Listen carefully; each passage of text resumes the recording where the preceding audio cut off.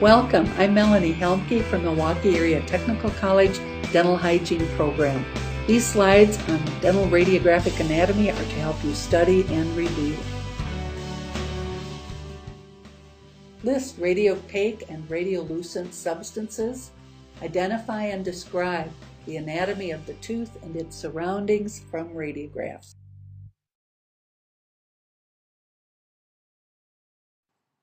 Here we have a list of radiopaque structures. Calcifications can refer to calculus, bone, pulp stones, any calcified or hardened structure.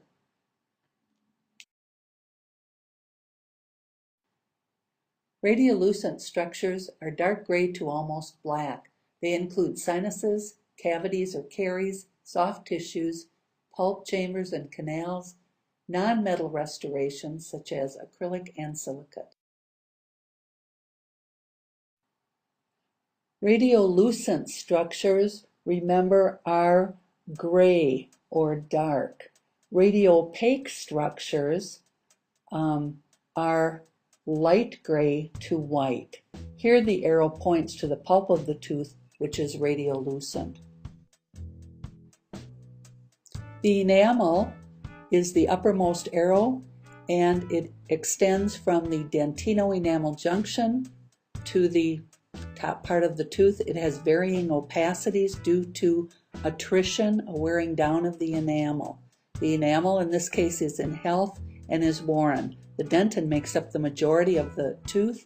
It is radiopaque. The pulp is radiolucent and is the dark area in the center of the tooth and down into the roots.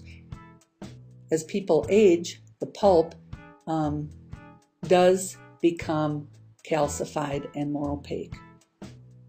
The arrow on the left points to the radiolucent periodontal ligament or periodontal membrane space. It is where the periodontal ligament attaches the tooth root to the supporting bone. The arrow on the right points to the lamina dura. It is radiopaque, hard, compact cortical bone that forms the tooth socket. The arrow to your left points to the pulp chamber. It is radiolucent. Areas that the other arrows point to are amalgam, radiopaque metal fillings in the tooth structure. The upper arrow points to radiopacities of thin shell-like bones, the inferior nasal concha, inside the radiolucent nasal fossa. The nose line is particular to an individual and may not always look this shape as all the landmarks, and the nose line is a faint radiopacity showing the outline of the soft tissue of the nose. The lip line is a faint opacity over the crowns of the teeth showing the outline of the lips. Nutrient canals provide nerve and blood supply, nutrient and blood supplies to the teeth and to the bone. They can be seen in any x-ray. This is a great example. If you look closely, you can see other nutrient canals on this slide. Two radiopaque landmarks, the external oblique and the mylohyoid ridge, or in dental radiography we can call it the internal oblique lines, are shown. The external oblique is always superior or above to the mylohyoid ridge. Sometimes we only see one of these, and if we see one, it is most likely the external oblique ridge that we will see. Below the mylohyoid ridge is a large radiolucent area. This is the submandibular gland fossa and is where the submandibular gland is located. It is a depression in the bone. The very lower edge of the mandible, or the lower border of the mandible, appears radiopaque and is also visible in this slide. Between the premolars is the radiolucent mental foramen. Sometimes it can even appear at the apex of a tooth and look like an abscess. To differentiate it from an abscess, another view would be looked at, and if the radiolucency moves, it is anatomy. If it's fixed, it's pathology. Between these arrows is the mandibular canal. It is radiolucent. It has a white outline because it is surrounded by hard, compact cortical bone. Above the arrows, we see a bright white landmark. That is the external oblique line or ridge which we have observed previously. Below the mandibular canal is the lower border of the mandible. It is radiopaque and is also observed on this slide. In the mandibular incisor region is the lingual foramen. It is radiolucent. It looks like the hole in the donut. Around it are the genial tubercles. These are radiopaque and they are spurs of bone for ligament attachments. This is the coronoid process.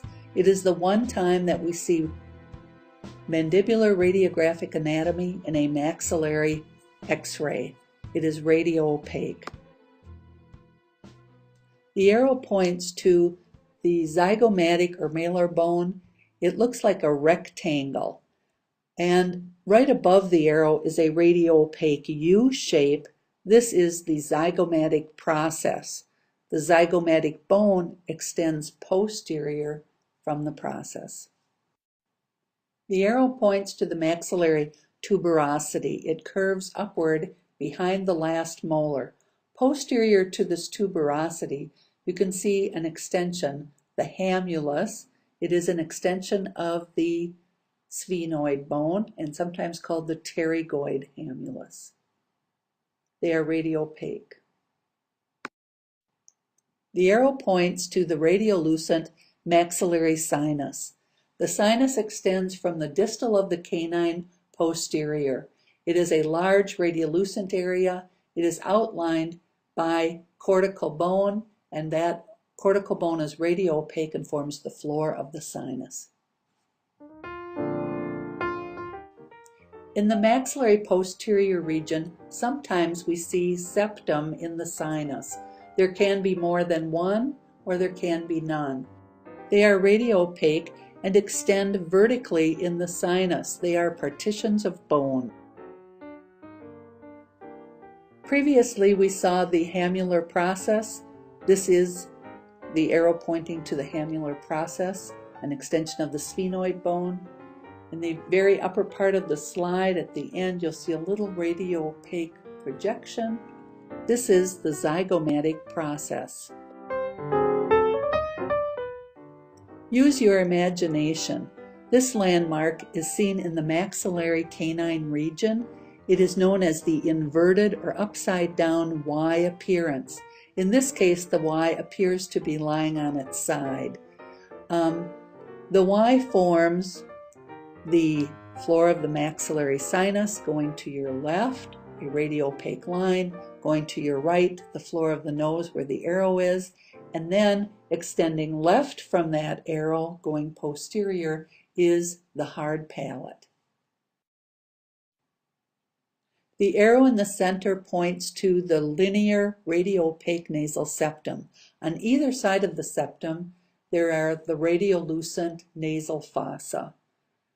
On a slide at the beginning, we saw the inferior nasal concha inside the nasal fossa. Here we do not.